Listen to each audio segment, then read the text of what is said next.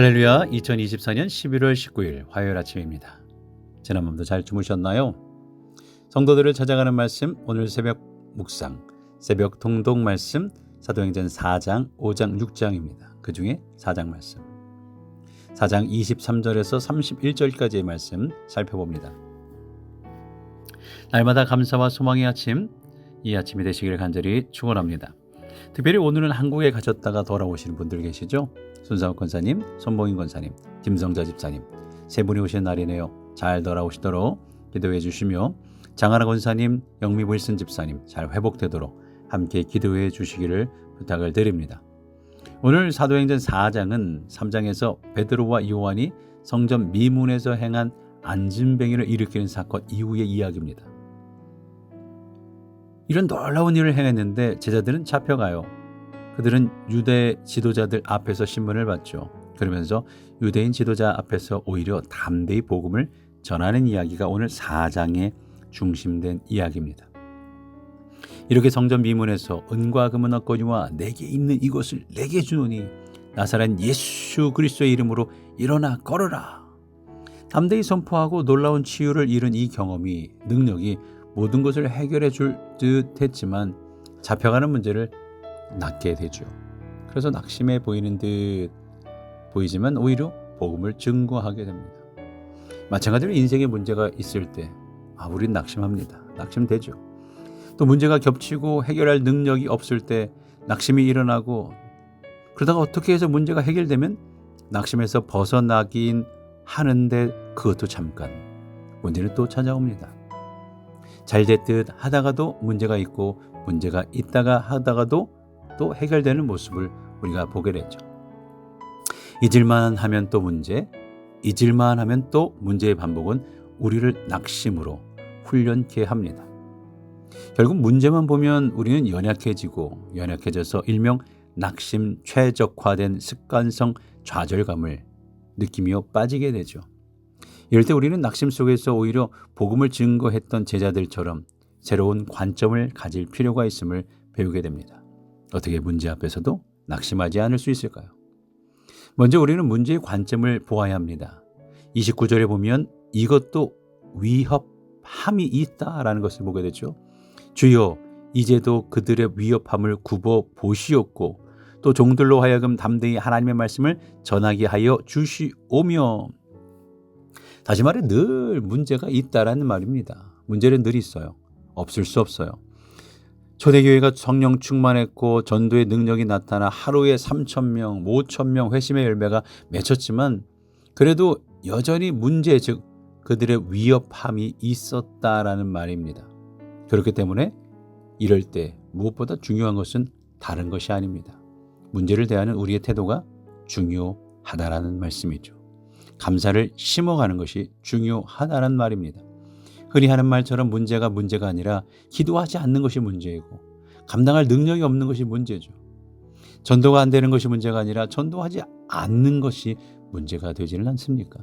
전도를 하려고 하면 자기 확신이 기본으로 되어 있어야 하는데 자기 확신이 없고 진리로 기뻐하고 행복함을 나누지 못함이 문제일 수 있어요. 사실 문제 없는 사람이 어디 있겠습니까? 문제 없는 사람이 없죠. 그러니까 믿음을 가지고 세상을 사는 사람에게 문제가 있다라는 것은 매우 정상적입니다. 디모데후서 3장 12절에 무릇 그리스도 안에서 경건하게 살고자 하는 자는 박해를 받으리라. 성도의 어려움이 없다면 오히려 그것은 문제이죠.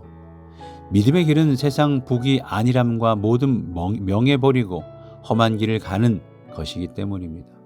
그러므로 여전히 문제를 맞이할 때 문제를 문제시하지 말아야 합니다. 주일 말씀처럼 매일의 감사를 어떻게 심을 수 있는 거예요? 매일의 감사를 어떻게 할 수 있는 겁니까? 우린 매일 감사할 수 있어야 합니다. 베드로전서 4장 12절 13절에 사랑하는 자들아 너희를 연단하려고 오는 불시험을 이상한 일 당하는 것 같이 이상히 여기지 말고 오히려 너희가 그리스도의 고난에 참여하는 것으로 즐거워하라. 이는 그의 영광을 나타내실 때에 너희로 즐거워하고 기뻐하게 하려 함이라. 그러니까 자기 욕심이 아니라 예수 잘 믿으려고 할 때 주어지는 모든 것의 문제의 관점을 잘 살피고 오히려 문제가 있을지라도 오늘 내 삶의 자리에서 성품의 훈련과 연단을 잘 받아 문제를 바라보는 우리의 믿음의 태도가 주님 앞에 부끄럽지 않는 주님의 자녀들의 모습이 될 수 있기를 간절히 축원합니다. 또한 문제의 관점을 잘 살피며 문제가 늘 있다고 조심하는 우리들이 꼭 기억해야 할 것은 허사를 경영하는 것이 문제라는 것을 알아야 합니다. 25절에 어찌하여 열방이 분노하며 족속들이 허사를 경영하였는고. 26절에 세상의 군왕들이 나서며 관리들이 함께 모여 주와 그의 그리스도를 대적하도다 하신 이로소이다. 세상의 군왕들은 제 뜻대로 되지 않으면 분노하고 헛된 일을 꿈꾼다 하였습니다. 스스로 자기 인생의 왕노릇 하려는 사람은 결국 그리스도를 대적하게 되는 거예요. 하나님의 자리에서 그 자리에 앉아서 모든 것을 자기의 판단으로 판단하려고 하는 사람을 향하여 우리는 교만하다라고 하죠.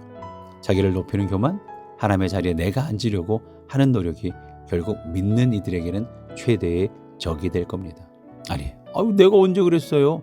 내가 언제요? 라고 하지만 판단을 하나님께 맡기지 않고 내가 하려고 할 때 그 모든 것이 교만이라는 말이죠. 교만은 관계를 망가뜨리는 요인이 됩니다. 사탄은 은근히 자기를 나타내려고 교모하게 뒤에서 조종합니다. 마음을 들쑤십니다. 그럴 때 우리는 오직 겸손히 십자가의 길을 걸어가며 자신의 사명을 감당할 수 있도록 주님의 도우심을 이 아침에도 구할 수 있기를 간절히 바랍니다. 그럴 때 믿는 이들의 마음에는 기본적으로 감사와 기쁨이 깔려 있어야 하죠. 예수님 때문에 감사를 심어갑니다. 나를 구원하신 감격과 감사 때문에 심지어 내게 어려움이 있고 당장 이익이 없다 해도 죽어가는 영혼들을 구하고 복음이 전파되기에 기뻐하고 즐거워하며 감사해야 합니다. 누가복음 15장 32절에 자기 중심적 관점으로 분노하는 큰 아들, 당자의 비유에서 큰 아들을 볼 수가 있죠. 이 내 동생은 죽었다가 살았으며 내가 잃었다가 얻기로 우리가 즐거워하고 기뻐하는 것이 마땅하다 하니라. 그 아버지의 얘기예요.